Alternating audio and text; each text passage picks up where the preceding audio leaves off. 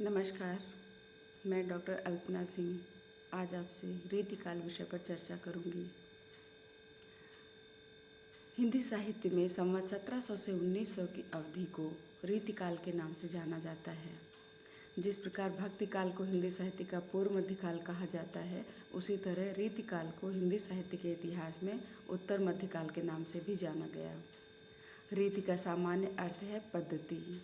रस, अलंकार, गुण, ध्वनि और नायिका का भेद आदि जैसे काव्यांगों का विवेचन करते हुए और इनके लक्षण बताते हुए रचे गए काव्य की प्रधानता के कारण इस काल को रीतिकाल कहा गया। इस प्रकार रीति का अर्थ है प्रणाली, पद्धति, मार्ग, पंथ, शैली, लक्षण आदि। आचार्य वामन ने रीति को काव्य की आत्मा घोषित करते हुए कहा कि विशिष्ट पद रचना रीति ही, अर्थात विशेष या विशिष्ट गुणों से युक्त रचना ही रीति है। यहाँ रीति को काव्य रचना की प्रणाली के रूप में ग्रहण करने की अपेक्षा प्रणाली के अनुसार काव्य रचना करना रीति का अर्थ मान्य हुआ। यहाँ पर रीति का तात्पर्य लक्षण देते हुए या लक्षण को ध्यान में रखकर लिखे गए काव्य से है। इस प्रकार रीति वह काव्य है जो लक्षण के आधार पर या उसको ध्यान में रखकर रचा जाता है। इसके उपरांत रीतिकाल की प्रवृत्तियों पर हम चर्चा करेंगे।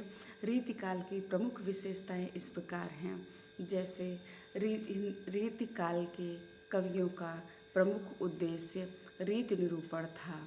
इसके उपरांत उन्होंने लक्षण ग्रंथों को ध्यान में रखकर सृजन किया। साथ ही साथ नायिका भेद इस युग की प्रमुख प्रवृत्ति रही है। इसके साथ ही साथ श्रृंगारिकता, अतिशय अलंकारिकता इस युग में बहुतायत देखा जाता है। इसके साथ चूँकि रीतिकाल पराभव का काल था और अधिकांश या मुख्यतः बहुधा सभी कवि किसी न किसी आश्रयदाता राजा के अधीन सृजन कर्म कर रहे थे। स्वतंत्रता उनकी कलम को बाध्य करती थी, तो जो आश्रयदाता थे उनकी प्रशंसा करना, उनकी प्रशस्ति का गुणगान करना या उनके आश्रय में रहकर उनको प्रसन्न करने के लिए जो भी प्रयत्न हो सकते थे वह इन कवियों द्वारा किए जाते थे।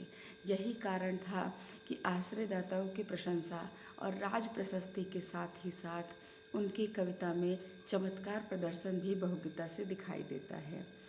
प्रकृति उनके कविता में दिखाई देती है, लेकिन मात्र उद्दीपन के रूप में, वह आलंबन नहीं है अपितु उद्दीपन के रूप में है।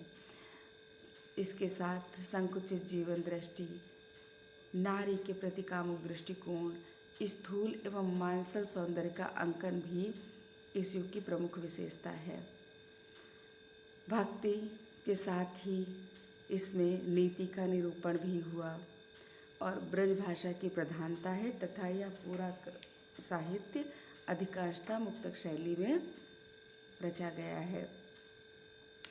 अब हम रीतिकाल के अगर नामकरण पर बात करें तो यह वह समय था जिस पर चर्चा करते हुए विद्वानों ने अपने अपने अनुसार इसके नाम रखने का प्रयास किया है। सबसे पहले हिंदी साहित्य का इतिहास लिखने वाले डॉक्टर जॉर्ज ग्रियर्सन का नाम आता है। उन्होंने अपने ग्रंथ में रीतिकाल को रीति काव्य नाम देना उचित समझा। तदुपरांत मिश्र बंधु हैं जिन्होंने रीतिकाल को अलंकृत काल नाम दिया। इसके उपरांत श्याम सुंदर दास ने रीति ग्रंथ काल कहा है। सर्वमान्य नामकरण आचार्य रामचंद्र शुक्ल द्वारा सर्वप्रथम किया गया।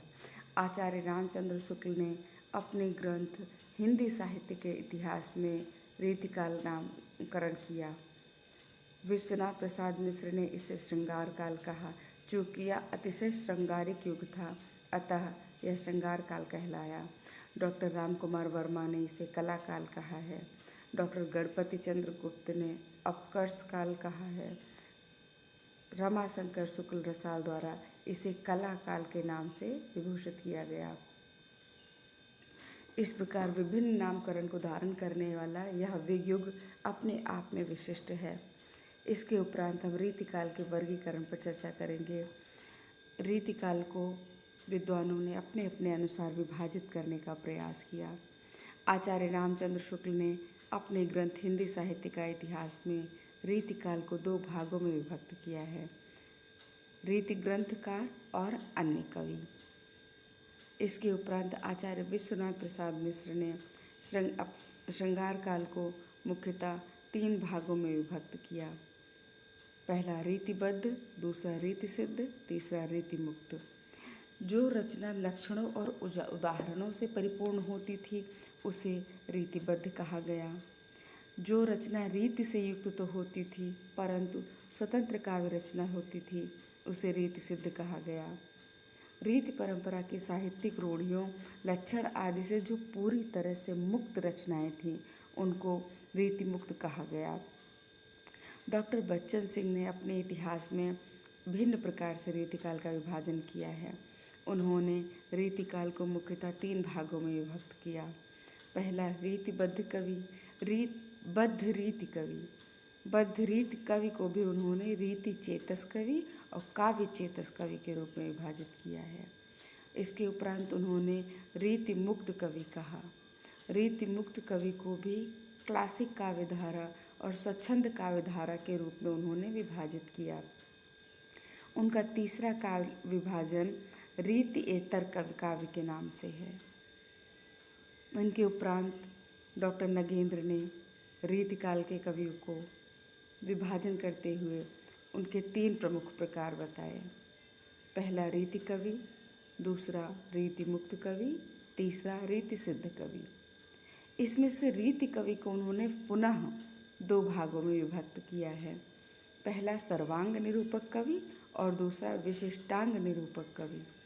विशिष्टांग निरूपक कवि को पुनः 4 भेद में विभाजित करते हुए वह कहते हैं कि इन्होंने सर्वरस निरूपण किया है, श्रृंगार रस निरूपण किया है, छंद निरूपण किया है और अलंकार निरूपण किया है। इन्हीं चारों कैटेगरी में वो इस युग के कवियों को पुनः विभाजित करते हैं। आचार्य विश्वनाथ प्रसाद मिश्र का विभाजन सर्वमान्य माना गया है।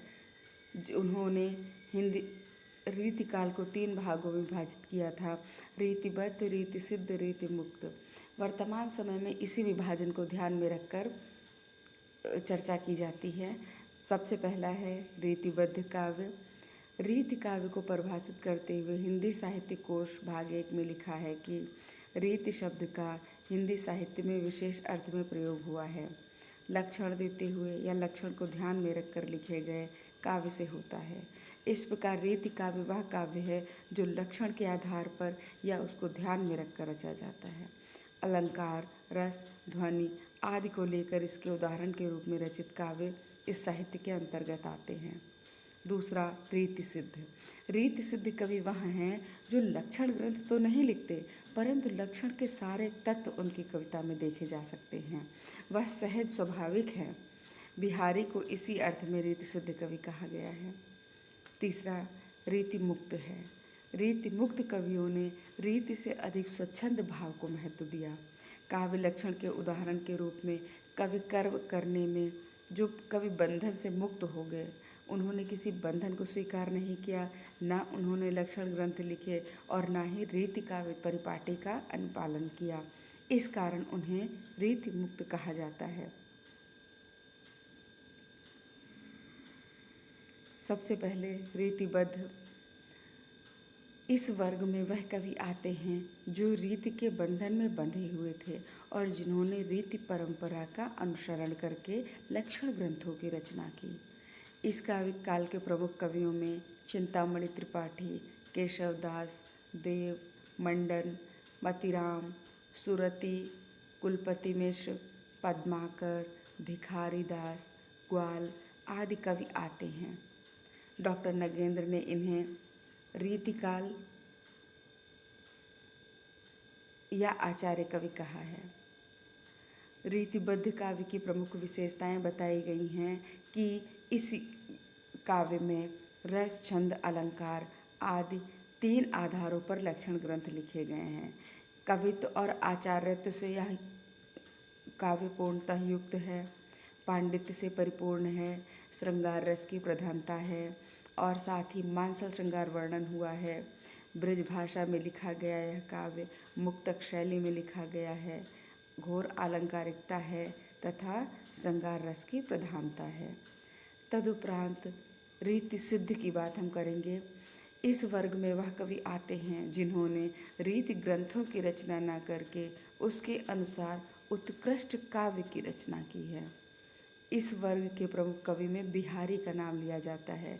साथ ही साथ पजनेस, रसनिधि, बेनी प्रवीण, निवाज, हठीजी, कृष्ण कवि आदि हैं जिन्हें रीति सिद्ध कहा जाता है। डॉक्टर नगेंद्र इन्हें रीतिबद्ध कवि कहते हैं। रीति सिद्ध काव्य की प्रमुख विशेषताएं हैं श्रृंगार रस की प्रधानता, भक्ति एवं नीति, प्रकृति निरूपण, ब्रज भाषा, मुक्तक शैली, अलंकारों की प्रधानता और साथ ही साथ श्रृंगार की प्रधानता। तीसरा विभाजन है रीति मुक्त का। रीतिकाल के जितने भी कवि हैं वह या तो रीति सिद्ध कहलाए या रीतिबद्ध कहलाए अथवा रीति मुक्त कहलाए। रीति मुक्त कवि वह हैं जिन्होंने न तो लक्षण ग्रंथ लिखे और न ही उसके नियमों के अनुसार काव्य की रचना की, बल्कि वे अपनी स्वतंत्र मनोवृत्ति के अनुसार काव्य सृजन करते रहे, वही रीति मुक्त कहलाए। इस काल के प्रमुख कवि में घनानंद, आलम, बोधा, ठाकुर, द्विजदेव आदि का नाम लिया जाता है। रीति मुक्त काव्य की प्रमुख विशेषताएं हैं कि यह कविता करने वाले कवि आत्मपरक थे, व्यक्तिपरक थे। वह एकांतिक प्रेम का निरूपण करते थे। उनके काव्य की मूल संवेदना प्रेम थी। उनके हृदय की अनुभूति और उदात्त भावना का निरूपण मिलता है। प्रेम की पीर और विरहानुभूति रीति मुक्त की प्रमुख विशेषता थी। नारी सौंदर्य का चित्रण का नवीन दृष्टिकोण दिखाई देता है। ब्रज भाषा का प्रयोग किया गया है। आत्मपरक मुक्तक शैली का प्रयोग किया गया है। अलंकारों की प्रधानता है। लोकोक्तियों व मुहावरों का प्रयोग किया गया है। कवित्व, सवैया, दोहा इनके प्रिय छंद रहे हैं। साथ ही यह श्रृंगार रस की प्रधानता रही है। इस प्रकार रीतिबद्ध, रीति मुक्त और रीति सिद्ध के अंतर्गत जिन कवियों ने काव्य का सृजन किया उन कवियों का प्रमुख विभाजन इस प्रकार है। सबसे पहले रीतिबद्ध कवि। रीतिबद्ध कवियों में नाम लिया जाता है चिंतामणि त्रिपाठी, केशव दास, देव, मंडन, मतिराम, सुरति मिश्र, कुलपति मिश्र, पद्माकर और भिखारी दास के साथ ही साथ ग्वाल प्रमुख हैं। इसके उपरांत रीति सिद्ध कवियों में बिहारी हैं। अन्य कवि में पजनेश हैं, रत्निधि हैं, बेनी, प्रवीण, निवाज, हठी और कृष्ण कवि का नाम लिया जाता है। रीति मुक्त कवियों की श्रृंखला में घनानंद, आलम, बोधा, ठाकुर और द्विजदेव का नाम लिया जाता है। इस प्रकार आज हमने रीतिकाल और उसके विभिन्न काव्य विषय प्रवृत्तियों पर चर्चा करने के साथ ही साथ उसे किस वातावरण में कविता लिखी गई इस पर चर्चा की गई। धन्यवाद।